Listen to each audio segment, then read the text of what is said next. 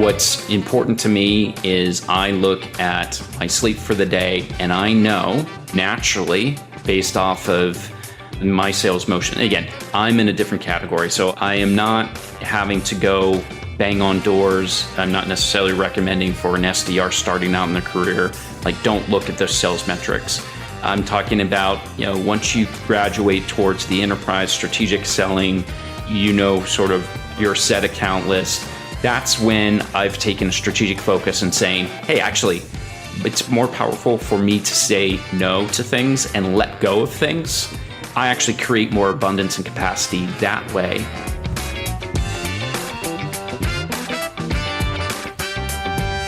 Hi, friends. Welcome to the Sales Enablement Podcast. I'm your host, Andy Paul. That was Brandon Fluharty. Brandon's the Vice President of Strategic Accounts at LivePerson. And today we're having a conversation about health and well-being in sales and how those are tied to your ability to perform at your best, to be the best version of you.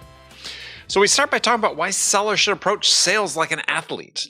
If you remember, last week I had on the show Brian Smith from Leon, who was a sports scientist with the USA Track and Field Organization, who used performance data to help athletes improve their performance. Data like sleep, skill, strain, satisfaction. And these are 4 critical areas of your life that Brandon has identified that sellers need to monitor. And it's at the intersection of those 4 that you find success. Now, this is the future, if not the present, for sellers. The successful seller, Brandon believes, will understand how the physical and mental well-being are essential to unlocking your potential to become the very best version of you. So Brandon and I talk about a new service he's launching for individual sellers, a health and wellness service for the seller to improve their overall performance in life and in work. It's called Be Focused, Live Great. You want to stay tuned and learn more about that. All right, all that and much, much more. But before we get to Brandon, I want to remind you to subscribe to this podcast wherever you listen to it. And if you subscribe, we'd certainly appreciate it if you could also give us your feedback about how we're doing in the form of a review. So thank you. All right, let's jump into it. Brandon, welcome back to the show. Thanks, Andy. Good to see you again. Great to see you. Always good to see you. Yeah. So for people who didn't catch your first appearance on the show, tell us what you do. So my day job is... Your day job. My day job is as a strategic seller for conversational AI leader LivePerson. So we are a public company, about a $5.5 billion valuation. And I am out there talking to some of the world's largest brands, making it easier for them to communicate with their consumers. And doing that via messaging platforms? Yeah. So we make it very easy for them to utilize a tandem of automation with talent that they already have, whether that is someone in the retail store or the contact center. And we bring that together by connecting into all of the front ends that we're using as consumers. So that could be basic stuff like SMS texting, to more sophisticated things on social media like WhatsApp and Facebook Messenger. Oh, very cool. Yeah. Yeah, it'd be kind of crazy to communicate with a brand via WhatsApp. Yeah. So book your flight to Miami, or be able to inquire about your bank balance, or be able to buy a car. Those are all experiences that we're powering through this idea of conversational commerce. Right. And we're sort of a leader in that category. So, as you said, you work with big deals. People who listened to the show before know we talked about this. I urge people to go back and listen to your prior episode here on the show. But with big deals comes big stress. So how do you? Give us an example. Some of the first before we get to that, some of the deals size-wise and the companies that you sell to, if you can. Yeah, sure. I can talk about a few of them publicly. So one of my first deals here at LivePerson was Delta Airlines. It was sort of a passion project of mine, having spent really just about, this is pre-COVID days, so just about every week in a Delta seat. Yeah. And, that was a multi-year deal. landed after about a 9-month effort from just kind of pitching and trying to open the door with them to actually closing that deal. To fast forward to today, a little over 3.5 years later, closing Fortune 10 level brands, and 8-figure, 7-figure sums. Okay, 7-8-figure sums. So double-digit millions for people doing the math. So as I was about to say, is with these big deals comes big stress, big pressure, because when you're selling deals that size for a publicly traded company, those move the needle as far as results go, and the way that oftentimes, if you're just a salesperson selling smaller deals, even mid-sized deals, they wouldn't move the needle like that. So how do you deal with sort of the self-imposed pressure as well as the external pressures to sort of stay on an even keel, or do you stay on an even keel? I know you do. We know each other, so I can say that. Right. Yeah. Yeah. Well, that's the biggest challenge right there, is staying even. And I think what I've learned after about 20 years of doing this, and it took that long to sort of figure this out, which is this idea of work-life balance is a complete fallacy. And I'm a big personal believer in work-life integration. I agree. And that, sales was always built for that. We have these labels in sales. You got to be entrepreneurial. You need to operate like an athlete. Sales people are the athletes of business. Right. And so you're kind of asking yourself, well, do I need to be a generalist if I'm an entrepreneur, or do I need to be a specialist if I'm an athlete? And I think what I've come to the conclusion is you need to be a little bit of be flexible. I call it flexipline. This idea of wait. I'm sorry. I'm dropping new terms here, Andy. Yeah. I'm not choking on the term. That was just purely coincidental. But go ahead and explain that for me. Spell it for me first. What is it? Flexipline. That would be tough to spell for me, actually. Oh, so it's discipline and flexible and discipline. That's right. Yeah, that's right. Yeah. So it's this idea of a balance between being disciplined and flexible, and so that kind of, to me, epitomizes. What's been successful for me is that if I had the complete discipline of an athlete, that might take me so far, right? Right. And if I had the complete flexibility of being a generalist or a complete entrepreneur, that would be a separate path. And so I believe somewhere in the middle is the right balance. If you're taking a paycheck from another company and you're trying to, though, maintain that freedom and flexibility for yourself. So I think it's about integrating the best aspects of your personal life with your work life, and know that I can't just work 8 hours a day, call it quits, and then spend 8 hours of free time, hang out with the family, and then 8 hours of sleep. Yeah, I think in any modern role, that's just a pipe dream, but especially in sales. So I look at it more about innovation. Yeah, exactly. So I remember posting something about this, and some people really objected to it, but I found through my own experience, both as an individual contributor who's closed 8-figure deals, as well as a team leader building teams and startups, and managing lots and lots of salespeople, is that I find that people that sort of more successfully integrate it always sort of have it in the back of their mind a little bit. I don't know, it's hard to completely shut off, but I found it actually sort of stress reducing to some degree, that at one level I was always sort of ruminating on the big opportunities I was working on. Yes. Yeah. I wasn't stressing about them, but it was just I was giving myself the freedom and the flexibility mentally. Yeah.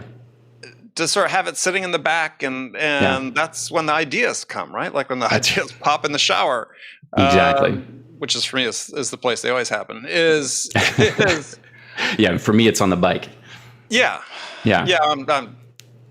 I try that, but I just can't I can't Yeah. remember anything I think about on the bike. By the time I get home, it's completely gone. Though I did stop today and sent myself an email in the middle of my ride, just so I remember this particular thought. But I just think that I agree with you. I think it's this integration. Yeah. It's a way you meld things together that, at least for me, was actually stress reducing, because instead of just turning it off and then coming back to the office and sort of saying, "Oh my God, what do I need to catch up on, or what do I need to?" It's like, it sort of had a little bit of additional thought going. Yeah, and I think that's a great sign that it's okay to do that, especially if you enjoy what you do, and you can think about it. I mean, we should be thinking about and aspiring for big things, and these large transformational deals should occupy space in our minds, and it's okay to do that. Not in a, like you said, a stressful situation. It should be almost stress reducing when you can step back and think about it in your personal quiet time. But with that said, I certainly agree that there need to be some guardrails, and that's what I've learned to just integrate into my work and personal life, which is, have a system in place. And there are two very simple things that have helped me, which is start my day the same way, my work day, and end my work day the same way. And, so tell us what that means. Yeah. So I like to start my day by just like an athlete would, just get warmed up, and instead of jumping right in. And I think there's a lot of people who have different philosophies on that. But instead of jumping out in and tackling that big hairy task, I like to actually get my brain warmed up. And so I do things like, just deep breathing. And it can be as simple as 5 minutes of deep breathing outside before getting into trying to harness something like a flow state. And then from there, the natural progression to me is picking up a book and reading, say, for 15 minutes. And then from reading, I like to listen, so I'll listen to, whether it's a podcast, whether it's this podcast for sure. Yeah, of course, the Sales Enablement Podcast. And then from listening, I like to get into writing, and just a little bit of planning, a little bit of journaling, just get some thoughts out of my head. And then that for me primes my brain, and I'm ready to work. And then, ideally this is all done still in the quiet time of being before the hustle and bustle. I try to do all of this in advance of, any meetings and so forth.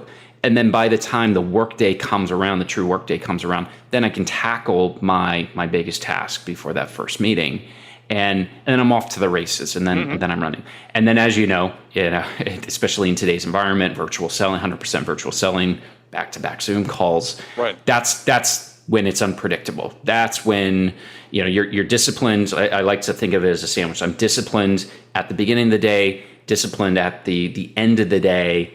Which I'll talk about that process, that routine in a minute. But in the middle is when you have to be flexible, because things are going to come at you 100 miles a minute, and you need to react, you need to respond, you need to be available. Well, and listening to the routine, hopefully everybody has a morning routine, right? Right. Yeah, not rocket science. Yeah. Simple stuff. Mine's different. I mean, I do like to read. I do write in the morning, though. Now I'm trying to finish this book. I'm writing all the time, but anytime I can grab some time. But yeah, having a routine is really important. And I always sort of look at it as and it sort of makes sense in the context of what you were talking about too, with the various things you do. Is for me, sales has always been just a very creative profession, right? So, and for me, that's been one of the ways sort of, I guess, to manage stress, is that I viewed it as such a creative outlet that, I'm always sort of looking forward to doing it, right? Because it's fun when you take that approach to it. Doesn't mean there hasn't been stressful days and so on. We all have those, but I think that what you talked about is a good way to sort of exercise some creativity and prepare you so that when the day comes up, you're more prepared. Yeah, and I think that's why you've been uberly successful in sales, is because you looked at it as a creative position and role. And I think that's missed for a lot of people, a lot of folks. And today I'm seeing a lot of robotic motions for those getting into sales. And Right. yeah, you're probably seeing it. The technology's come, leaps and bounds since obviously we've started our careers, but there's I think you and I started about the same time. Yeah, right. Yeah. But there's no shortage in frameworks and processes out there. But at the end of the day, I think it really is about looking at this as a creative position and a creative role. And when you can allow yourself to have that creativity come around, that's what your routine should be geared towards. And again, I think that's just like any master crafts person, whether you're a musician, whether you're an athlete. I think everybody, sort of use their craft in the same way. And if we can elevate sales to that same height, that this is a craft to be honored and respected, and it's creative. That's what your routine should be about, is harnessing that creativity. So you're excited to show up for the day and perform. Yeah. Well, I think that, to your point about sort of the robotic motions, is certainly there's a broad segment of leadership in sales that wants to use the technology to create sort of an assembly line in sales. Yes. And that's hard. This is an episode as part of our conversation in the month of May on mental health and wellness. Is sure. I mean, if you buy into that as a salesperson, that I'm buying into this process, I'm buying into this way of doing things that isn't creative and is just sort of rote. I mean, I've worked in a factory. I've done assembly line work. I was actually sort of the opposite of assembly line, whereas I was working in a slaughterhouse, but still was in we were taking things apart as well as putting them together. Sure. But nonetheless, it's the same thing day after day, hour after hour after hour. Yeah. And if you sort of give yourself into that as a seller, you're buying into burnout. Yeah. I mean, why wouldn't you burn out on that? Because it's just, as I said, rote and repetitive. And I think that we instill that culture as leadership into people, when instead we'd be much better served telling them, look, every situation is unique. It may have similarities, but this is again back where the creativity comes into play. Is that everyone you're dealing with is an individual and has their unique outlook, and what's important to them, most important to them, is unique. Lean into that. Yeah. And that's gonna keep you feeling better about your work than metrics driven robotic motions. Yeah, unfortunately, this obsession for predictability has led to this robotic, process that many sellers are caught in, and it's really up to the individual seller first to take ownership of that and realize, hey, I do have power here in crafting my day, because ultimately we can still have tremendous freedom in sales. And I think that's why we've all gravitated towards this as a career move. And by taking that ownership, kind of just putting, again, this idea of flexible and has worked for me, not being on either end of that scale, but try to find a middle way.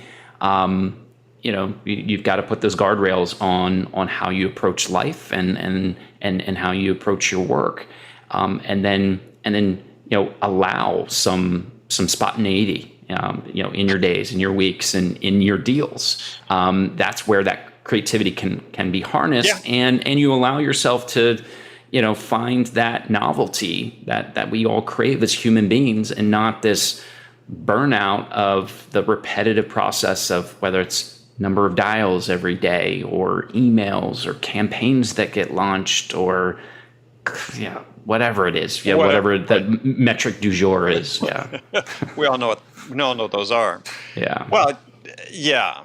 So you approach things, as you sort of alluded to earlier, as an athlete, right? Sales is the business athlete.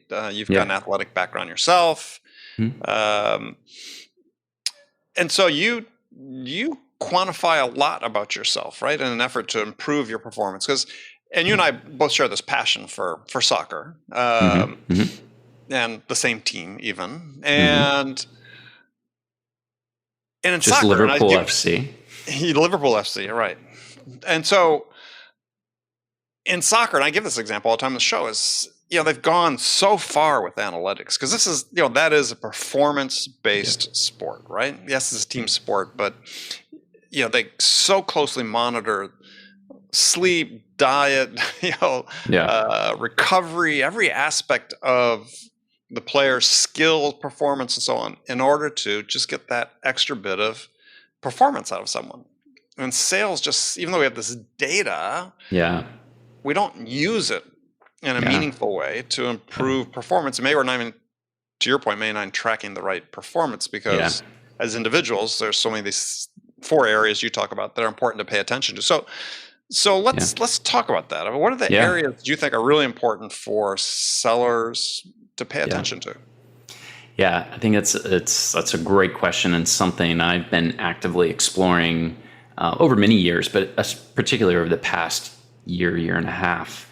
And I've I wouldn't say completely ditched, but I've moved further away from the traditional selling metrics and moved much closer to holistic metrics that are actually tied very closely to my overall health. So my actually number one KPI that I've been looking at is my sleep. Not just amount of sleep, but sleep debt and managing sleep debt.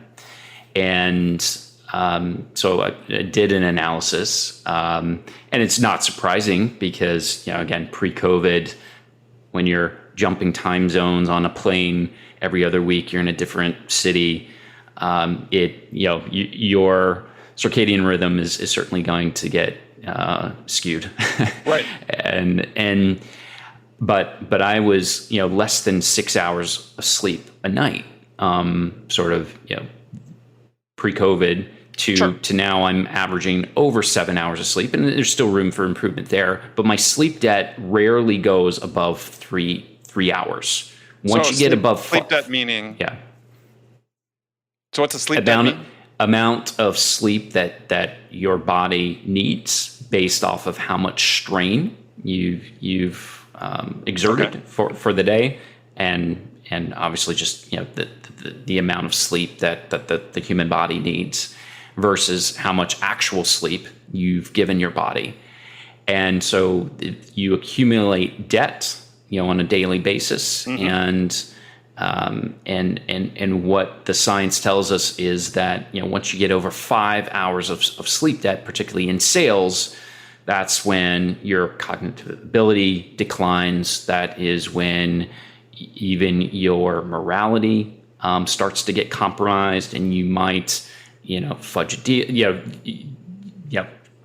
Tell a prospect, "Hey, we can do that. Let's get this deal done." Right. So when that starts to occur, you start to get into dangerous territory. And when I looked at my performance, looking at this particular data with a lens on just my sleep data, it was performing well. But I closed something like $20 million, close to $18 million over 2.5 year period, total contract value, with sort of this lens on sleep. And then when I made a concerted effort to get into a better routine, reduce my sleep debt, keep it under 3 hours, I've closed over 25 million just the past 4 months alone. And that's been super impactful because I made a conscious effort to again, not focus on in the past, it would have been, okay, how many meetings do I need to have? How many, all the traditional sales metrics. Mm-hmm. But I literally look at my biometric data and say, hey, this is something that's more important and meaningful to me because it's having a direct correlation. It's having a direct impact on my performance. So let me ask the question, because this is fascinating stuff. So you don't, as a matter of which one KPIs you prioritize, or you just aren't paying attention to some of the conventional KPIs any longer? I really pay no attention to that anymore. I feel like what's important to me is I look at my sleep for the day, and I know, naturally, mm-hmm. right, based off of my sales motion. Again, I'm in a different category, so I am not having to go bang on doors. I'm not necessarily recommending for an SDR starting out in their career, like, don't look at their sales metrics. I'm talking about, once you graduate towards the enterprise strategic selling, sort of your set account list. That's when I've taken a strategic focus and saying, hey, actually, it's more powerful for me to say no to things and let go of things. Mm-hmm. I actually create more abundance and capacity that way, because when my health is right, I know at every single engagement with a prospect or client, it's going to go effectively. Whereas in the past, trying to work late on a proposal, work late on a presentation, get 4 hours of sleep, it's no wonder that my closing ratio was lower than it is today. It's a fascinating perspective, though, when you think about it. And I think about it in the context of my career is sure, I spent decades flying everywher around the world, being in sleep that most of the time I was dealing with prospects. But this idea that, as a seller, you could look back and say, wow, maybe some of these places or these instances where I didn't perform up to snuff, where I misspoke, where I didn't draw the right connection between 2 points, I didn't synthesize what the customer is saying me into a coherent thought back to them to give them a good idea how to do something differently, because I wasn't sleeping enough. Yeah. I mean, it's sort of, I don't know, sort of sobering to think about it that way, is that it could be something, but just so you know, I'm not being skeptical. I actually believe this. I actually think this is the type of thing that we should be doing from a wellness perspective for sellers, is emphasizing that there's things outside of what 3 words are you using at this point in time in the conversation, or what your subject line on your email is that, when you have a conversation with someone, are you at the point where you can perform to the best of your ability? Yeah. And just by having sleep as a foundation, there's all these ancillary benefits, just general happiness, right? And we know, depression is impacting what impacts sellers 2 to 3 times more than the average person. We're just we inherit a stressful role. There's a demand for predictability in a very unpredictable role. So we have to carry that stress around and by making sleep a foundation, you at least eradicate a lot of that physically, psychologically, emotionally, and using that as your foundation, you're at least on solid ground starting your day. And then by coupling that with something that's also been really important to me, I've really tried to understand, when do I perform the best? And I think in this 100% virtual environment that we've all been exposed to over the past year and a half, this has been a good opportunity to experiment. And I've found that I'm not quite a night owl. I am not quite a morning person or a lark. I'm sort of somewhere in between. And so by just adjusting my schedule, where I can do my peak activities earlier in the day, maybe schedule my meetings out a little bit later in the morning, and allow myself to to manage the afternoon dips and lulls that we all face, and then come back for more of that creative work during the rebound, that has worked wonders for me too. So those sort of two efforts, focusing on my sleep and focusing on when I do things, not just what I do, but when I do them, have been sort of this unlocking of a treasure trove of great performance, and it's reflected in the results. Yeah, for people listening, this idea about chronotypes, as Dan Pink categorized them, and in his book, When, Dan was on the show. You have to, I don't know the episode off the top of my head, but go to ringdna.com, look at our podcast list, and you'll see the episode with Dan. Fascinating conversation, because, and I also, again, a believer in this, is that there are times of day for certain tasks. And again, from the interest of our wellness, if we're working against ourselves, creating more stress is really what you're talking about, is how do we make this all work for us, not against us? Yeah. And so let me ask a question about sleep and sort of stuff in general is how are you tracking that, your sleep? Because I imagine you got your Apple Watch or some sort of wearable, or actually multiple wearables, I imagine. Yeah, I do kind of geek out on this. So I do wear 3 different wearables. An Apple Watch. Yeah, so I do have my Apple Watch, but it's not so much for sleep.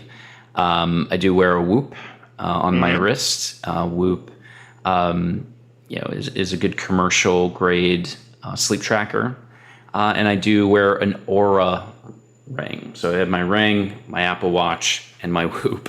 So go all in on that, and really it's more about experimenting for me. I mean, that's why I wear 3 of them. Right. And it connects into the apps that mean things to me. And so.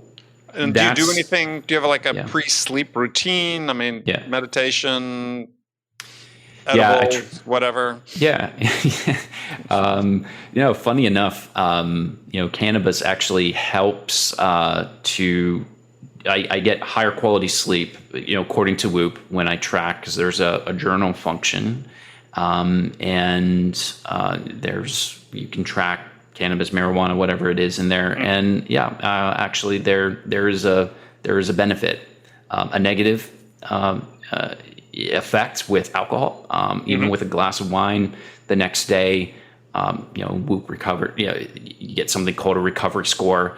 Whoop has sort of red zone, yellow zone, and green zone, and almost always after just a night of a drink or two, always in the red. So completely eliminate alcohol during the work week. That's been one massive change. The effects of caffeine, measuring that, again, just gives me great visibility, particularly Whoop, around these behaviors. So I try to eliminate caffeine 10 hours before bedtime. That's had a very positive effect. Trying to close out work 2 hours before bed. So really just not looking at any emails or a screen has been extremely helpful. 3 hours, try to, no more food. So just being able to digest my food and have plenty of time before bed. That hour, that window is usually about 3 hours. And then an hour before bed, just no more screen time. So that's when I switch over to just putting the phone, flip it over. Blue light glasses, even if I am gonna just set my alarm on my phone and grab a book, turn down the lights, try to relax a bit. Hot shower helps, and even 20 milligrams of melatonin about a half hour before bed, and that seems to really be a great wind down routine for me. Yeah. Well, I have to read all my books on my iPad, so at least put the blue light blockers on. Yeah, I still debate on that about. Yeah, I've got the blue light glasses, all that. Yeah. I mean, I don't have any problem falling asleep. Yeah, and I don't wake up really in the middle of the night. I just don't sleep for a long time, right? Mm-hmm. I mean, for me, 6 hours is sort of like standard. Yeah. Right? If I have one of those days where I get 7, it's like, man, I feel so sluggish, especially if I'm like getting out to go for a run or get on my bike. It's like, uh, Interesting. Okay. yeah, but Yeah. just as it's breaking the routine. But it's Right. But I'm getting into this, so I uh, got one of these 8 sleep, mattress Oh, yeah. covers with the cooling Yeah. zones, because my wife sleeps. She's always cold and I'm always hot, Yeah. Yeah. right? And even if the air conditioner's on, I can wake up hot. Sure. So yeah, one of my guests on podcast, Eric Sue, said, "Oh no, you gotta get one of these things." He shares sort of your outlook in terms of quantifying things and tracking. And so we just got it. Gonna install it tonight. We'll see. Oh, how interesting. it goes. Yeah, I've heard very good things, but I haven't gone that far myself. So but I am interested. You'll have to let me know how it goes. Yeah. Well, I just find that I'd like to sleep better, right? Feel more rested. Yeah. Sure. And I do some tracking. Yeah. I need to do more. But I think you bring up a good point. I think another passion that we share is cycling, and this idea of incremental gains. Mm-hmm. And if you can improve just 1% of every part of your life, and I think that sums up a lot about what we're talking about. It's with that work-life integration for sales. If your life is good, just like for a professional athlete, professional cyclist, if your life is good, you're going to perform well on the bike. You're going to perform well on the pitch, and sales. Right. And so I think we need, again, taking ownership as an individual. You need to take ownership of all of that. You need to take ownership of how am I sleeping? How am I preparing myself to feel and be creative? And how am I? What am I putting in my body? And the aggregate of all those things will help it'll lift you up as an individual to perform better, and then that naturally helps with your overall satisfaction, happiness. Right. So they're all integrated. Yeah. Well, somebody asked me not that long ago. I was encouraging them to hire older salespeople, mature salespeople, people in their 40s and 50s. And they were saying, well, actually, there weren't that many to choose from, right? That they were sort of looking. And so the question was, why are there so few older salespeople? And I think this is what you're talking about, something that's so important for people, first 10, 20 years of their career, is that you're going to work longer than this current generation. You may think you're not going to, but you'll want to. By the time you get to that point, you all work longer. And I think the reason there's so few or so few older salespeople is the people who didn't learn how to manage the stress, didn't learn how to manage the environment that they work in. Switched to other careers. Yeah. I think the value of what you're talking about is this: these are tools that we can all use that are commercially available off the shelf, whether it's a Whoop or some other fitness tracker, or these sleep aids that like 8 Sleep that comes with an app and that you can track sleep on. Use it. Yeah. I think you're absolutely right. And I think, sales is one of those weird roles and careers where you don't get any formal training. It's training on the job. And so we have to figure these things out. And like I said earlier, we have all these different labels, and we have to manage the stress. We have to manage the constant demands on our time, and produce results. And that's not for everyone. It's hard to manage, but that's equal to, like I was saying earlier, in other areas where you hone a craft. There is stress to be a performer on stage. There's a stress to perform well as a professional athlete. And I think that's my ultimate North Star, is to finally see a world-class sales organization matching the everything that goes into building a world-class professional sports team. And it's looking at everything beyond just what delivers results, which is this obsession on sales metrics. No, it's actually these other things. And I'm starting to go as far as to say it's actually, if you focus on those other things as the primary, that's what's going to lift the sales metrics and the sales results. And I think that's the shift. And it's really been this past year with this, with the pandemic, the macro event that I think has brought that to a head. And we've reached a bubble where it just can't be tolerated anymore, where mental health needs to be taken seriously, particularly for sellers. And I think that there's going to be, a more natural inclination to adopt, this philosophy, adopt these tools, and integrate them in a much more holistic approach. Because if you are, feeling good as a human, you will naturally be a better seller. We need to take care of the human first.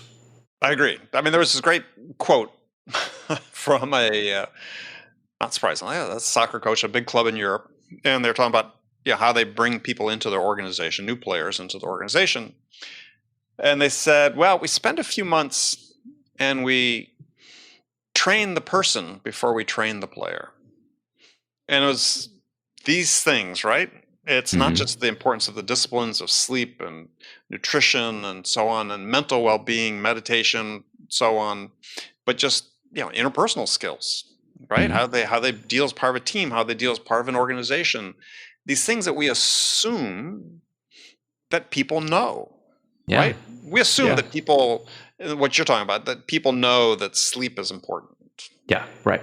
But do they really? Not really, right? Exactly. I mean, exactly. So we never teach them. So let's just give them the information. If we think this is important for performance, which I believe it is, and it's just one of a number of things, just let's teach it. Yeah. I think just, as you know, I sort of focused on the human skills part of it is we should be training sellers on empathy. Yes. On how to form a relationship. Yes. We assume people come into the workforce with these basic skills, and some do, but oftentimes many don't. Yeah. And they come into sales, and we train them up to within an inch of their life on, our process and cold call, blah, blah, blah, blah. Yeah. I wonder why they're not hitting it. Yeah. And it's because we've overlooked maybe the most important part. Yeah.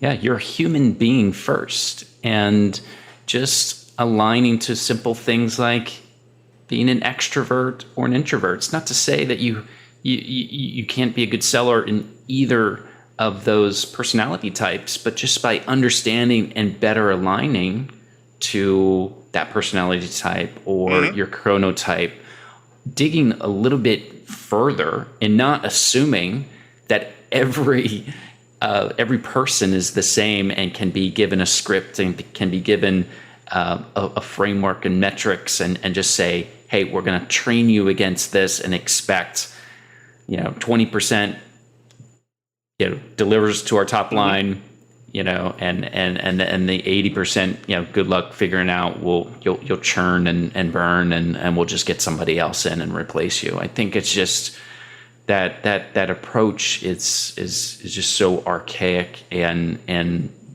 like I said, with so many societal issues and world issues coming to a head, that I think companies are starting to finally embrace the need to look at the human first. But you're absolutely right. We have so much room for improvement there, and just little simple things of Well, but I also think it goes both ways, though, right? I mean, if we train people on some of these things we're talking about, and give them exposure to it, and let's again go back to empathy for a second. Yeah. If we educated sellers about what empathy really was, then it would open their eyes to a large degree. If they understood the impact of sleep debt, and they were forming a connection with a new buyer, and the buyer's saying, I've got a young child, and we just didn't sleep last night. Yeah. You might do something differently in that call because you would have empathy and you'd understand why they're feeling the way they do. and that could inform your actions. But again, we just make this giant assumption that either people know, or the assumption is we just don't care. Yeah. Right? Leadership in general, most enterprises don't care. As long as we get enough out of sales, that's fine. Yeah. Yeah, you're absolutely right. I mean, if we actually took the time to carve the edges on those simple things, that with the human mind first, the person first, seller second, it'd be amazing to see what the sales results would be. And I think you're absolutely right that most companies, if not all companies, just don't have the patience or take the time or the foresight to see that. And it takes these kinds of conversations, and that's what I'm passionate about, is starting with conversations. More of these conversations need to occur to drive the awareness before you can build a community around this level of insight and this different type of approach. It shouldn't feel different. This should be the way we should be approaching just work as a seller. So let me ask you, you've got a side hustle going that's addressing this idea of wellness for sellers. So tell us about that. Yeah. So it's very much a long-term project, and I look at it in steps and phases that need to occur. It's called Be Focused, Live Great. And it's very symbiotic with my day job, and in the sense that I'm experimenting with myself, and then I use social media to share my insights and share the results of my experiments. And luckily things have been going well, where I can draw a direct correlation by saying, hey, I've deliberately started focusing on these elements of my life, like sleep, prioritizing wellness, and my sales results have dramatically increased because of that. And so that's been step one, is sort of communicating that out to the world. And the second phase will be about building connections around that. And I know there are others who feel the same way and are very similar, want to geek out on things like wearables, and draw those same correlations of like, oh wow, if I change these habits, what would that impact be on my own sales? Right. And then finally, where this will ultimately go is building a community around that, and the goal is what we'll work on together is creating perhaps an app or digital product that we can all benefit from. And I've been manually mapping out my sleep and my sleep debt, correlating that with productivity, correlating that with sales results. Can we all work on that together and then create a digital product that could be delivered to the world? And so that's what Be Focused, Live Great is all about. And it's an open call to all sellers who have a curiosity around this and want to maintain high standards and be a part of building something interesting and special. Very cool. Yeah, very cool. I love it. I mean, this for me, I've look at sort of the world and say, we all inhabit multiple roles in our life, right? And in all those roles, there's two aspects to it. There's the human, and then there's the role we fill. Yeah. And for us to be good at any of those roles, and that could be partner, spouse, husband, wife. It could be, coach of a kid's team. It could be whatever you're doing on the side. It's your job. You got to be a good human first. Yeah. Yeah. Very interesting. Pretty simple concept, but and what I have found is that it's like a woodpecker needing to chip away at the wood before breaking through to the light. And it's certainly been an evolution for me and a journey. But it took a deliberate effort. It took us, me taking a stance and saying I was always interested in this stuff, but the quiet time, the forced quiet time of this past year was was really the opportunity for me to say, okay, finally, now is the time where I'm going to make a conscious effort in tracking all this. And it wasn't tracking for the sake of more data. We don't need more data, but it was tracking for the sake of uncovering compelling insights. Again, not as a seller, but as a human being. Right. And optimizing myself, for the human element, correlating that with sales. It's been a fascinating discovery, and I want to share that with the world. I want to communicate and build connections around people who are interested in doing the same, because I think it can have a major impact on yourself as an individual first and foremost, but an organization who wants to take a more humanistic approach to their sales organization. Yeah, I mean, you're no discriminant here. Yeah, I've, as I've just said, firmly believe that we're much better off training the human aspect of things first, and then worry about skills and competencies later. Because, in my mind, there's only 4 competencies you need to have to succeed at sales. You need to be able to connect with someone. You need curiosity. You need understanding. You need to be able to listen to understand, and you need to, I call it, be generous, but you need to be able to give value and acumen to people that need your help. So, beyond that, if that's the one thing you need to be really good at, those are the things you should be really good at, and start with that as your platform. And then, everything else falls into place. Play. Yeah. Yeah, absolutely. Yeah. All right, Brandon. Well, thank you so much for joining me. For people Thank you, want Andy. to follow you, I presume LinkedIn is the place to do that? Yeah, LinkedIn absolutely is the best place to follow me. And then if there is anyone interested in learning more about Be Focused, Live Great, it's simply befocusedlivegreat.com. Excellent. All right, well, as that gets more launched, we'll have you back. We'll talk more about this. Awesome. Sounds great. Look forward to it. Thank you. Thank you, Andy. Okay, friends, that's it for this episode. First of all, I want to thank you for taking the time to listen. I'm so grateful for your support of the show. And I want to thank Brandon Fluharty for sharing his insights with us today.